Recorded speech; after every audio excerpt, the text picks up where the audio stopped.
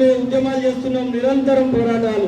కానీ రాజకీయ యుద్ధం చేద్దాం, రాజ్యాధికారం వచ్చినప్పుడే బీసీలకు ఆత్మగౌరవం నిజమైన పోరాటం అని చాపర్తి కుమార్ గాడి అని నేను కామారెడ్డి బీసీ డిక్లరేషన్ కోసం 17 రోజులు ఆమరణ దీక్ష చేసిన, రచ్చబండగడ రచ్చ చేద్దాం, బీసీలకు రాజ్యాధికారం అర్థిద్దామని సైకిల్ యాత్ర చేసిన, మహానేల పాదయాత్ర చేసిన.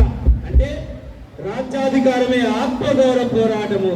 చాపర్తి కుమార్ గాడిగే ఈ తెలంగాణలో రాజకీయ అధికారం కోసం యుద్ధం చేస్తున్న ఆ అధికారమే ఆత్మగౌరవ నినాదం అంటూ ఇప్పుడు జరుగుతున్న పోరాటం మన కోసం అందరం భాగస్వాములు కావాలి.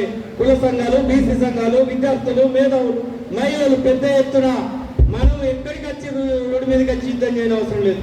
ఓటేసేటప్పుడు మన ఓటు మన బీసీకి వేసుకుంటే, మన ఓటు మన బీసీకి వేసుకుంటే ఈ రాజ్యము, ఈ రాష్ట్రము, ఈ దేశము బీసీలది అవుతుంది. అదే మన ఆత్మగౌరవ పోరాటం. అందరికీ ఉద్యమం వందనాలు.